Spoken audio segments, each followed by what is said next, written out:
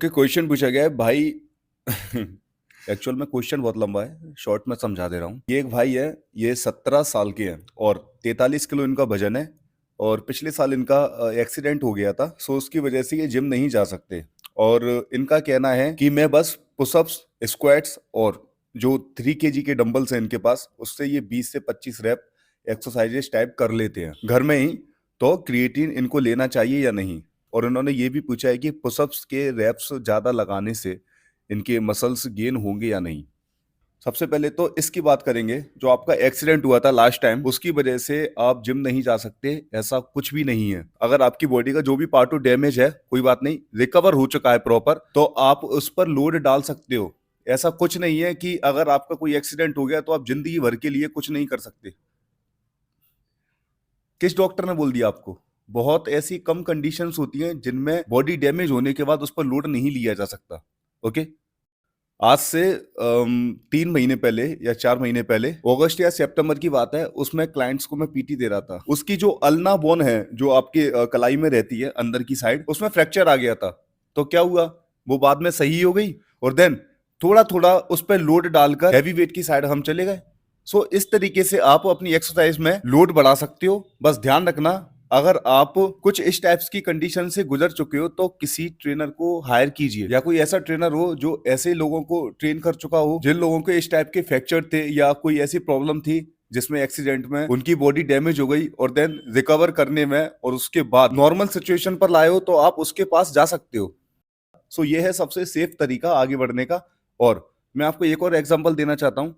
आपने शायद कोई वीडियो देखी हो 2020 या 21 में, एक बॉडी बिल्डर थे रियान क्रॉवली, मैंने शायद नाम सही से प्रोनाउंस नहीं किया। तो उनका इंक्लाइन बेंच प्रेस करते टाइम जो चेस्ट का मसल है, जो उनकी बोन है, उससे ही अलग हो गया। अब बहुत से लोग ये समझ रहे होंगे कि भैया अब तो वो कुछ कर ही नहीं सकते। सो मैं आपकी नॉलेज के लिए बताना चाहता हूँ, उनका इलाज चला और कुछ ही समय में वो प्रॉपर रिकवर होकर एक न्यू कंपटीशन में भी आ गए, बॉडी बिल्डिंग शो में। अगर आपको विश्वास ना हो मेरी बात पर, आप जाकर खुद देख लेना, गूगल पर सर्च कर लेना या उनकी इंस्टाग्राम आईडी पर चले जाना। मैं अपने डिस्क्रिप्शन में दे दूंगा उनके इंस्टाग्राम अकाउंट लिंक को। ओके, सो इस तरीके से आप आगे बढ़ सकते हो। और आपने ये पूछा था ना सेकंड में कि 20 से 25 रैप लगाता हूं तो मुझे क्रिएटिन लेना चाहिए या नहीं।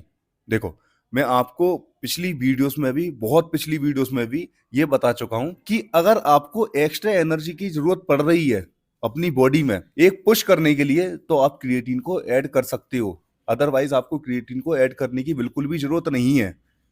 अब इसी एग्जांपल को यहाँ पर रख के देखिए, जो आप 20 से 25 रैप लगाते हो वो आसानी से निकल रहे हैं, कोई बात नहीं। अगर वहीं पर वही 20 से 25 रैप आसानी से नहीं निकल रहे हैं तो आप इसे ऐड कर सकते हो। वो भी तब करना जब जो आपने लोड डाला था ना, उस लोड पर वर्क करते हुए थोड़ा सा टाइम हो चुका हो। एक्चुअल में क्या होता है, हम हैवी वेट उठा लेते हैं, अब आपको ये लगता है कि तो ये हैवी वेट है तो हमसे ये उठेगा नहीं। देखो, ऐसा कुछ नहीं है, आपको उस पर वर्क करना पड़ेगा थोड़े टाइम तक। वो कुछ टाइम बाद जरूर उठेगा। अगर उसके बाद भी नहीं उठ रहा हो, थोड़ा टाइम हो चुका हो, तो आप क्रिएटिन को ऐड करिए। ओके। और आपने लास्ट में ये भी पूछा था कि पुशअप्स के रैप ज्यादा लगाने से मसल्स गेन होगी या नहीं। देखो, आज से कुछ टाइम पहले मैंने एक वीडियो बनाई थी स्लो ट्विच मसल फाइबर से रिलेटेड और फास्ट ट्विच मसल फाइबर से रिलेटेड। उसमें मैंने ये बताया था कि जब भी आप हाई रेपिटेशंस करते हो तो आप स्लो ट्विच मसल फाइबर की साइड टर्न हो रहे हो उसे ट्रेन करने के लिए। और जब आप किसी हैवी वेट से एक नॉर्मल रेपिटेशन निकालते हो, नॉर्मल तो नहीं, अप्रोक्स 4 to 5 इस टाइप्स के, तो आप फास्ट ट्विच मसल फाइबर की ओर टर्न हो रहे हो।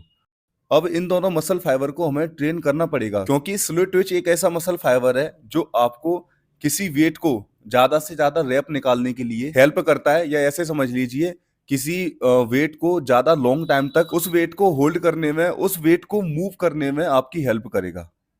और जो फास्ट ट्विच मसल फाइबर है, वो आपके किसी हैवी वेट को आपको उठाने में, आपको पुश करने में या पुल करने में आपकी हेल्प करेगा। तो आपको इन दोनों मसल फाइबर्स को ट्रेन करना पड़ेगा।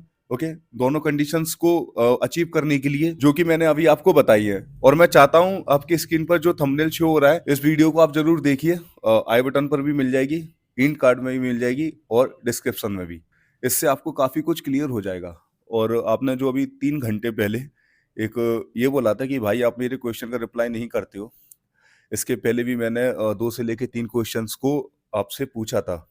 देखो, आपके क्वेश्चंस पर वीडियो बनने में टाइम लगता है, एक्चुअल में आपके क्वेश्चन से रिलेटेड वीडियो मैं बना चुका हूँ, बट उस कंसेप्ट को आप अपने जो कंडीशन चल रही है, जो सिचुएशन चल रही है, उसमें अप्लाई नहीं कर पाते। तो उसके लिए मुझे आपके इस पर्टिकुलर क्वेश्चन को उठाकर उन कंसेप्ट को आपके सिचुएशन में कन्वर्ट कर कर उसका आंसर देना पड़ता है, और ये सब करने में लगता है टाइम। तो थोड़ा सब्र किया कीजिए, क्योंकि जो एडिटर है उसको भी वीडियो बनाने में टाइम लगता है। ओके, और फिर बाद में अपलोड और देन आप तक पहुंचाई जाती है ये वीडियो। सो थोड़ा समझा कीजिए। और ये चैनल जो है मैंने आप सब लोगों के लिए ही बनाया है, आपके आंसर्स देने के लिए। ओके, सो ये था टॉपिक।